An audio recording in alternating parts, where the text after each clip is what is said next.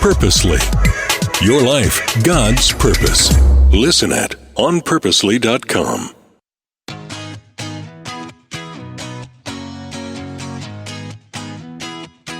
I just think it's this place where it's super important to pour in and really try to help them figure out like what is true, what does God's word say about the way that we live our life, and figure out those answers alongside trusted resources before getting access to everything, which is coming with middle school and high school. All right, Mama, we have got some great tools for you we're going to be talking about today, particularly if you have a preteen boy. I'm Julie Lyles Carr. This is the AllMomDoes podcast, where we want to come right alongside you to encourage you in the life you're living, the kids you're raising, the marriage that you are nourishing, the career you're chasing, and of course, your spiritual life. So I am so glad that you're here today. We're part of the Purposely Podcast Network. We have somebody coming back on who we got to have on a couple of years ago. And in the time that we had that conversation, the work and the focus that she had at that time, it ended up being nominated for awards, for books, and all kinds of cool things. I want you to say hi again to my friend, Katy Boatman. Katy, thanks so much for being here. I'm so excited to be back. Thanks for having me back. Absolutely. Last time you were on, I loved the topic that we got to tackle, which was helping our kids, our teen kids, understand how to rest. And part of what I loved about that, Katy, was I think a lot of times so many of us are trying to think, oh, my teenager's being kind of lazy, or they're doing this, or I've got to motivate them, I've got to push them, I've got to do these things. And you took a really different look at that in terms of the stress and anxiety levels that a lot of our kids are dealing with. So give the listener a little recap. I'm going to ask Rebecca to put in the show notes where the listener can go back and hear that full episode. But I would love to hear the journey by which you arrived at wanting to write about the topic of rest. And then we're going to pivot and we're going to talk about a new focus you have, a new message that I think is awesome for preteen boys. So take me back to the rest message, its correlation to stress and anxiety in our preteens and teens today. Yeah, that whole project really started with just something I was working on for my niece. She was 10 at the time, and she really was struggling with falling asleep at night because her mind was racing all the time. And as I was thinking about just a special gift for her, I thought, she loves to read. She had talked about how reading at night really does help her calm her mind. And so I decided to write just a really short 10-day devotional for her called You Can Rest. And the thought process behind that was, not looking at a preteen and saying, hey, you just need to stop what you're doing, because what does that even mean, to a kid? Right. Or even to any of us, but really to have something to refocus her mind on and to read about who God is and be reminded of truth so that she could settle down. And that's really how You Can Rest, which is 100 devotions, got started. I gave her the really short version, and then I decided to self-publish it. And a publishing friend of mine reached out and, wanted to have a conversation about it and wanted to talk about it. And so we decided to expand it and turn it into a 100-day devotion, which is what came out 2 years ago and what we got to talk about 2 years. And so that really was kind of the catalyst for what I've been working on the past 2 years as well, because when that came out, that really was focused on girls. And the number one question I got was, well, where is one of these for boys? So that's where we are today. All right. I love that. And I know that the next topic we're going to talk about was driven out of your love for your nephew. So I think it's just so beautiful that you're finding this inspiration in these kids that you're pouring into your niece and your nephew. So let me back up a couple steps. Give me a good snapshot of what's going on with preteen boys today. And what's so interesting about that population, Katy, and that I love you're bringing this population up to the forefront. I feel like we spend a lot of time when we talk about raising boys, when we look at when they're toddlers and little guys and we're trying to figure out their energy levels and how they're different than our girls, or if they're different than all the things, all those conversations. Then I feel like the conversation picks back up again as we are getting them into their older teen years. So how to help make them responsible drivers, how to help them with their dating, how to help them as they are launching into college and understand the kind of men that they want to become. I feel like a preteen boy is sort of an invisible population. It's like, what do we do with these kids? They're not like technically in youth group, but they're not technically elementary school kids. And they're not. What do we need to know about preteen boys today? What is the landscape for them? Yeah, you're so right about that. They're really in this like in-between spot where they're curious and they're asking questions and they're finding out a lot of information, but yet they're not quite to the place of having a ton of responsibility and like needing to make decisions on their own yet. So it's really this formational spot because we get a chance to help them figure out, okay, how do I step into this next phase of like middle school, high school, and learn how to make decisions on my own and learn how to deal with, you know, all these like what if questions and what do I do about it? And they're also faced with so much more than we were when we were growing up because the internet is right in front of them and social media. And I know, you know, parents and mentors and youth pastors are all trying to help figure out like, when is it the right time for them to have access to those things? Because we don't want them to find out all the information because the internet told them, right? We would rather teach them ourselves. And so it really is this interesting spot for a kid in that age range, and especially for a boy, and especially for like the influences that are out there. So I just think it's this place where it's super important to pour in and really try to help them figure out like what is true, what does God's word say about the way that we live our life, and figure out those answers alongside trusted resources before getting access to everything, you know, which is coming with middle school and high school. Right, because they're going to encounter it. One thing I always tell parents, I have parents say to me, how do I make sure that my kid never sees XYZ? And I'm like, okay, there's your problem right there. They're gonna. So this is all preemptive. Like the conversation really becomes, what do I need to do to prepare my kid for when all this stuff starts coming at me? I love that you've already tapped into that. You've already thought through that. You know, Katy, when I think about, I have 5 girls and 3 boys, and when I think about my sons, one of the things that we really wanted to make sure they had was we didn't want them to feel like they had to be guys who could never cry, or who couldn't explore the arts, or who couldn't tap into their more sensitive sides, their more artistic sides, their curious sides, their whatever that was for them as individuals. We wanted to stay as best we could away from some of the tropes that I think a generation of guys thought they had to be. And I'm really thankful we did that. We have 3 guys who are all very different in their personalities, and they've all explored different things, and it's been really cool to watch each of them on their individual paths. I can see, though, that to some degree, even when we remove some stereotypes that potentially have some danger signals to them, when we remove some stereotypes that maybe can be very limiting or really kind of myopic in the way in which they look at some different things, it also can introduce an arena that there can be some, confusion about, well, then who am I supposed to be? If we're opening up the doors for me to not have to align with something that's sort of shut down your emotions and be this kind of thing and be a John Wayne, then I think it can open up some, okay, then how do I become the best guy I can be in a world that has so many different definitions, and in faith communities that also want to promote certain avatars that aren't necessarily biblical or needed? So how did you think about that as you were beginning to approach writing to primarily a preteen male audience and their parents, helping guide them along the way? How did you align all of that? Because I feel like we're in such an interesting time of trying to release certain things, but then that can also open up lots of questions about, well, where are we headed then? Yeah, it's so complex. You're right. And I think I just thought about it and looked at it from a perspective of guys have just as many emotions as girls do. They just typically deal with them differently.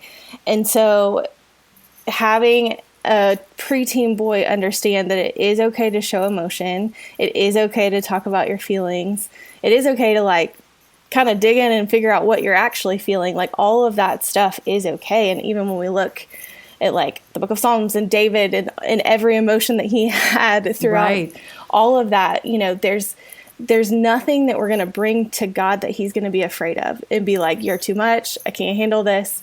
And so I really just tried to stay in that place of being like, it is okay to feel like you're not strong enough, because the truth is we're not.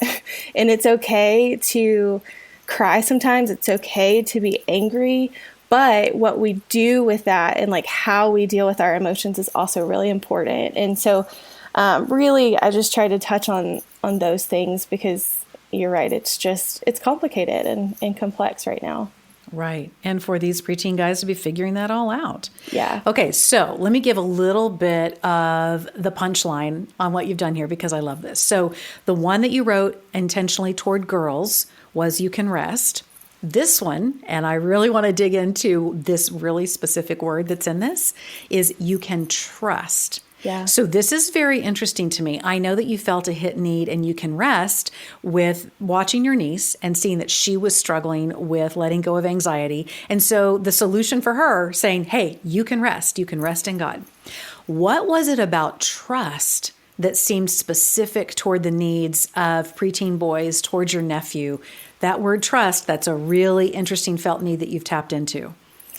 Yeah, as I really dug into that, it was based on the fact that I know so many boys have a ton of questions, and I love their curiosity, but I know those questions a lot of times are rooted in the fact that like they're worried, they're fearful, they're not sure that things are the way they seem to be. And I think this next generation really does have a lot of questions about who they can trust.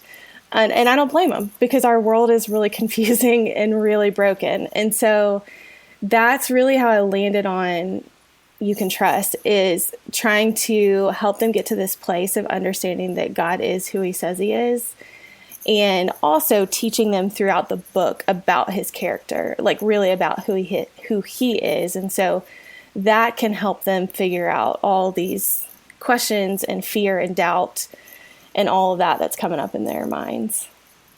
I think something too that we are going to be navigating for a long time is we have some people within our faith communities who are great orators, great speakers, great leaders. They have achieved a certain level of status and notability that in our media saturated environments has carried their names a lot further than maybe it would have in the past. And when one of those leaders has a fall, I think particularly for young men who are watching that alignment with trying to trust within a faith community, and that being connected a lot of times to how we see having trust in God, but seeing someone that maybe they aspired to be, maybe someone they really admired. And that's not to say that women can't have the same kind of falls and foibles along the way. I'm not saying that. What I am saying is, because there is a very public side to how a lot of our faith communities are run, and when there are problems, and a lot of times that tends to be a guy who gets spotlighted in that problem,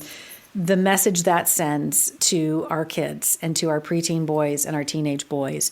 So how do we help our kids see the difference between being able to trust God and to also trust our leadership, but to hold space for the fact that those leaders are human? Because this is where I see a lot of the conversation falling apart as parents are trying to guide kids into their own faith expressions, is how difficult it is right now for our kids to be able to trust a church environment, but understanding the difference between trusting a church environment and trusting God. How are you seeing that we can tackle that as we begin to talk about trust? Yeah, that's a big one. And I think as parents, mentors, small group leaders, we need to help guide them in that and showing them that there is a difference between God and a pastor, and not putting a pastor on this pedestal that we do where we expect them to be God, where we expect that they don't also sin. And I think when I bring it down to my own life, when I think about the girls that I mentor and the kids that I'm around, I try to be really as honest as possible when I've messed up, when I need to apologize to them for something, because I want to model that confession. I want to model that I'm human.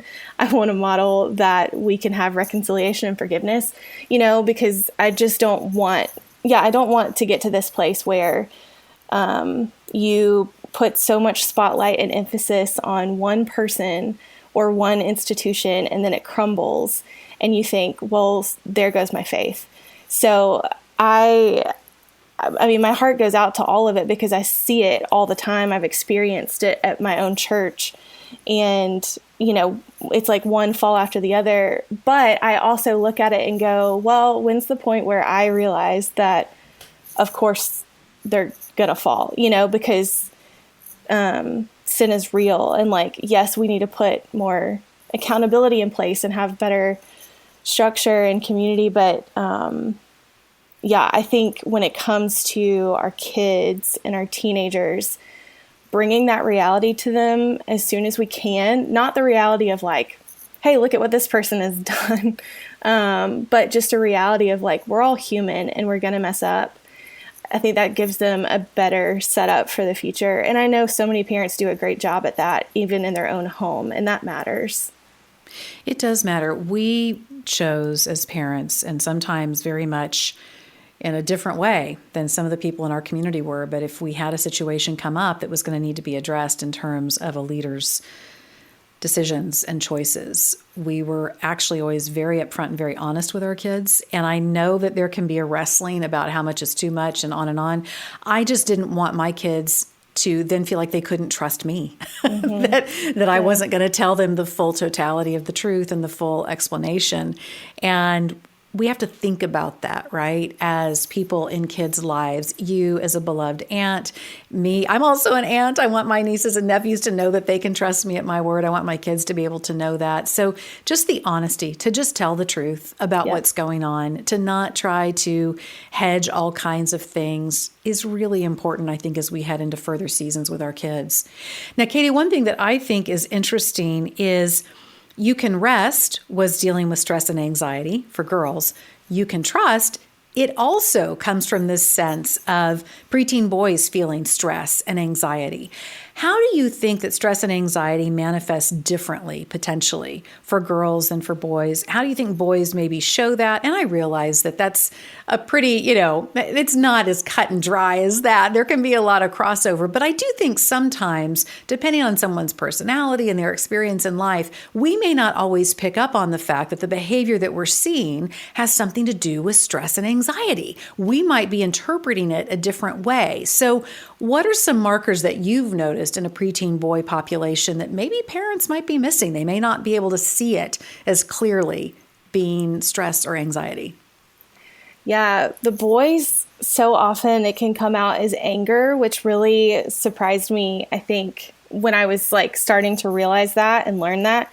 It can be that snappiness or just irritability. And when you start to really dig in on what's going on there, you're like, oh, okay, you're nervous about something. Yeah. Okay. Yeah. So this whole thing is actually about, being nervous. And I know a lot of boys too will just shut down completely, not interested in talking, not interested in pretty much anything. And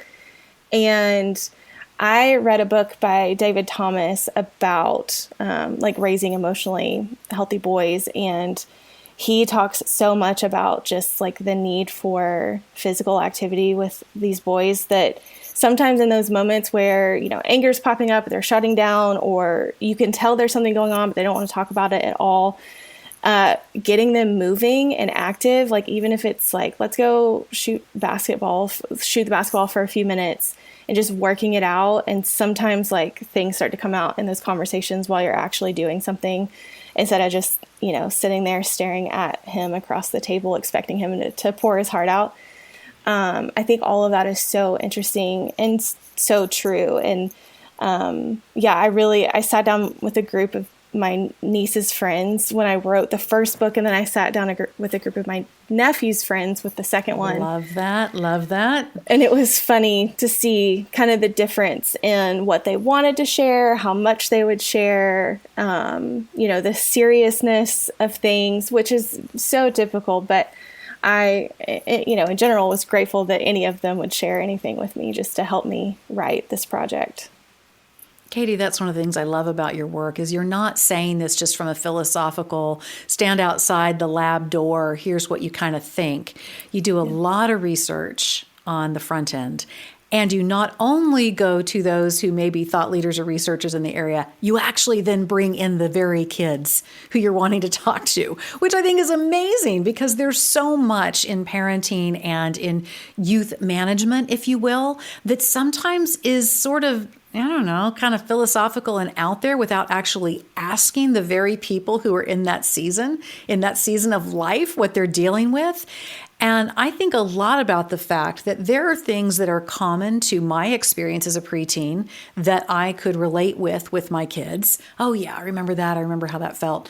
But there are things they deal with that we don't know. We have not been through. And to try to pretend like we are sages and wisdom hackers in situations that we ourselves have not faced is problematic. So the fact that you're willing to say, hey, sit down with me, help me with this, let me learn from you is so powerful. Thank you so much for doing that. I think that's amazing. Yeah, absolutely. So tell me what you found out in this little focus group that preteen boys say that they are anxious and stressed about. What is it that they are grappling with? Yeah, it runs the gamut. You know, it was everything from losing a football game to something not being fair to, you know, what if somebody breaks into my house at night? It got into some of those bigger things. And I remember some of that as a kid too, like thinking the like what ifs of like, you know, a house fire, that kind of stuff. So some of those things came up, and then it was also like day-to-day stuff that happens at school. And, what, you know, what's funny is I went into it thinking, oh, I bet the things that they talk about will be so different from what the girls had to say. And honestly, a lot of their worries were really similar. I just think it looks differently in the two, you know, that like, the girls might get really emotional and come tell you about what they're scared about. The boys are, like we were talking about, might get angry or shut down or just don't want to talk. So their fears are kind of similar. And, you know, we've obviously been through such a weird time in the last like 4 years that these kids have grown up in, of like so much change, and the pandemic brought about like every day was different. Are we going to school today? Are we not going to school? Are we doing it at home? Are we, you know, can we wear a mask? Can we not? Like, I don't know what I'm supposed to do. And then, especially the kids that I talked with here have also experienced this like next level of trauma and anxiety. We had a school shooting here in Nashville back in March. And a lot of these kids, they didn't go to that school, but they're very connected to it, have a lot of friends that do. So that conversation was very front of mind. I had interviewed the boys before that happened, but just with the book coming out, that conversation has been very front of mind here in our community. And it's just, yeah, I don't know. It's so interesting to me the way the Lord has like aligned these projects within this community, especially because it's not a project that I set out to do. I really just wanted to help my niece. And then it really has become this thing of, you know, pouring in and doing what we can to give them a resource that really is helpful to start their day or end their night. Yeah. Beautiful. Katy, I am struck afresh with you mentioning it again. It is interesting how quickly a lot of us decided to move on from the pandemic. And I do a lot of writing in a lot of different avenues. One of the places that I spend a good chunk of time writing is on business and business patterns and business environments and cultures. I really anticipated, as someone who was writing a lot of content for that arena, that we would probably spend a longer amount of time really analyzing and thinking about the impact of the pandemic and how it was going to change things moving forward. That's my observation, not saying this is completely accurate, but I almost feel like it's one of those things like, we're through it. It's over. It's done. And yet I look at a generation of kids. When we talk about preteen kids, if we're talking about a 10-year-old and 11-year-old, let's think about this a minute. Over a third of their life has been in the gear up to quarantine, in quarantine, are we coming out of quarantine, and then the continued conversation around COVID. We even had something pop up in my house just a few weeks ago where I realized one of the kids had either allergies or a cold. And of the kids who were still living in the home, there was this immediate, almost frantic sense, Katy, of, well, we need to COVID test them. We got to COVID test them. With me going, why? Wait, whoa, calm down. Like we've been through this. This is not new, but it made me aware afresh of the residual anxiety that still is there for my kids who are not preteens anymore, but were preteens right in the thick of COVID. So what do we need to be aware of? And to your point, when we have things like school shootings, when we've got kids who spent over a third of their lives in quarantine and in the COVID days, all of that, it's so fast sometimes in our culture to move away from that stuff and to not really understand the lasting impression that it makes. How do we, as people who are engaged in youth ministry, as extended family members, as parents, how do we honor those things that really have been big in our kids' lives without them getting stuck there and without us getting stuck there with them? I think it's such a tender balance between showing someone and guiding someone about how to move beyond and to grow, while at the same time not diminishing the very real fear and anxieties and challenges that they're feeling. I don't think we mean to as parents, but so often I feel like we absolutely are gaslighting our kids. We're like, it's fine, it's over, you're done, dust your knees off, you're okay. We do it because we love them and we don't want them to feel bad. But unintentionally, what we're also doing is showing them your feelings in this don't matter or can be brushed away. So how do we do a better job really acknowledging the challenges these kids have been through, but not to the point where we're not providing a guidance and a way through it? Yeah. Well, I think just like you and I are talking about, even just remembering that it happened is important to start with, because you're right. Like, I think we so quickly want to just move on mentally and like be like, I don't want to talk about that again. Like, that was so hard. And forgetting that it was such a large part of their lives. And so I think we have to step back too and think about like those moments where, let's say our plans change for the weekend because something happens with the weather and we can't go anywhere. And so we're going to have to stay home this weekend. And all of a sudden, to a preteen kid, their mind goes back to, well, I remember when all we did was stay home in the house and we couldn't go anywhere. Right. And they start getting weird and anxious and like you're seeing all these feelings, but you're not sure why.